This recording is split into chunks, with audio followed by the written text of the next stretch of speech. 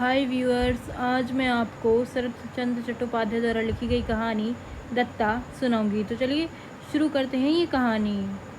अम्मा जानेंगी कैसे? तुम बोलो ना, मैं भी सुनूंगा, विजया ने पूछा। दिगड़ा गांव जानता है? परेश हाथ उठाकर बोला। दिगड़ा तो वह रहा, वहाँ तो मैं कोसे की तितलियाँ खोजने कई बार गया हूँ। वहाँ सबसे बड़ा मकान किसका है जानता है? बामनों का ही तो है। अभी परसाल ही तो ताड़ी पीकर वह छत से कूद पड़े थे।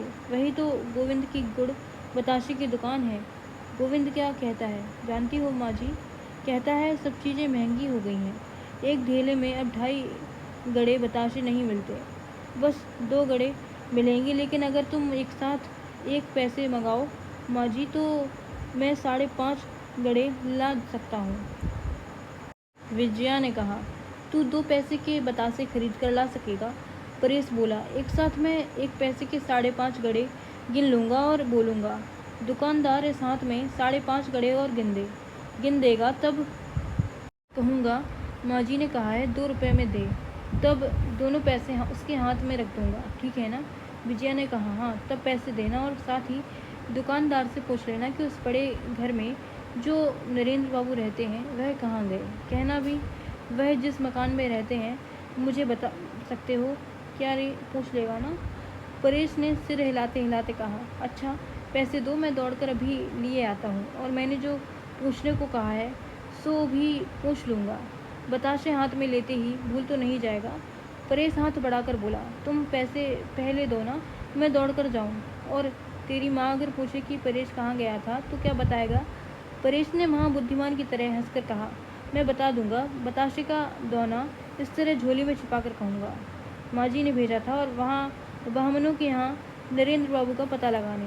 तुम दो ना पैसे। विजया हंस पड़ी। तू कैसा पागल लड़का है रे परेश, माँ से कहीं झूठी बात कही जाती है?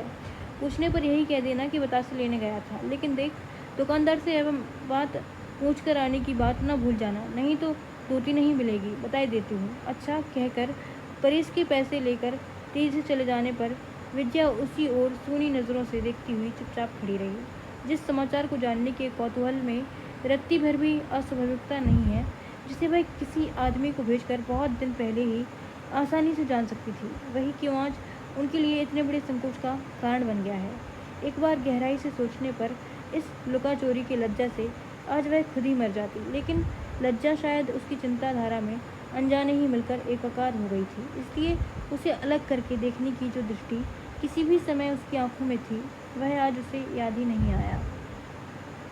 विजया को कई चिट्ठियां लिखनी थी। समय बिताने के लिए वह मेज के पास कागज़ कलम लेकर बैठ गई, लेकिन बातें ऐसी अस्त व्यस्त और असंबद्ध होकर मन में आने लगीं कि ढेर सारे कागज़ फाड़ फाड़ कर फेंक देने पड़े और अंत में कलम रख देनी पड़ी। परेश भी दिखाई नहीं दिया। मन की चंचलता को न दबा सकने के कारण विजया छत पर चढ़कर उसकी राह देखने लगी। बहुत देर बाद वह जल्दी जल्दी नदी के रास्ते आता दिखाई दिया। विजया कांपते पैरों और शंका से भरा मन लिए नीचे उतरकर ज्यों ही बाहर के कमरे में पहुंची, त्यों ही लड़का बताशे का दोना झोली में छिपाए चोर की तरह दबे पांव आया और बोला, 2 पैसे के 12 गड़े लाया हूँ माँ जी। विजया ने डरे मन से पूछा, और दुकानदार क्या बोला?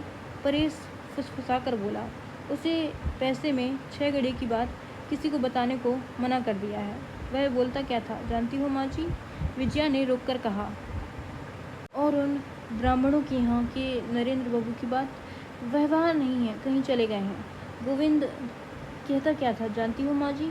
12 गड़े। विजया ने बिगड़ कर रूखे स्वर में कहा। ले जा अपने 12 गड़े बताशे मेरी आंखों के सामने से। यह कहकर वहाँ से हट गई और खिड़की के सामने बाहर की ओर देखने लगी। इस असंभावित रूखेपन के कारण लड़के का मुंह निकल आया। सोचकर उसके पछतावे की सीमा न रही कि वह इतनी जल्दी गया और आया। 11 गड़े की जगह उसने कितनी चतुराई से 12 गड़े का सौदा किया, तो भी माँ जी को प्रसन्न न कर सका। उसने दोनों हाथों में लिए उदास चेहरे से कहा, इससे अधिक तो उसने दिए नहीं माँ जी। विजया ने उत्तर नहीं दिया। बिना देखे ही वह लड़की की हालत जान रही थी, इसलिए पल भर बाद बड़े प्यार से बोली, जा परेश, ये सब तू खा ले। परेश ने डरते हुए पूछा, सब? विजया ने मुंह फिराए बिना ही कहा, हाँ सब, मुझे ज़रूरत नहीं है। परेश ने समझा माँ जी नाराज़ हैं। कुछ पल चुप रहते ही उसे धोती की बात याद आ गई। फिर एक और बात याद हो आई। धीरे से बोला, भट्टाचार्य जी से पूछ आऊँ माँ जी? कौन भट्टाचार्य जी? क्या पूछ आएगा? उत्सुकता से यह पूछते ही विजया मुंह फिराकर रुक गई। मुंह की बात मुंह में ही रह गई, क्योंकि बरामदे के सामने ही नरेंद्र दिखाई पड़ गया। दूसरे ही पल उसने कमरे में पैर रखकर हाथ उठाकर विजया को नमस्कार किया। परेश बोला कि कहाँ गए हैं नरेंद्र बाबू? विजया को नमस्कार का उत्तर देने का भी अवसर नहीं मिला। लज्जा से सारा चेहरा लाल करके अत्यंत व्यग्र होकर बोल उठी, अच्छा जा जा, अब और पूछने की जरूरत नहीं है। परेश ने समझा यह भी क्रोध की बात है। दुखी स्वर में बोला, थैंक यू फॉर वॉचिंग।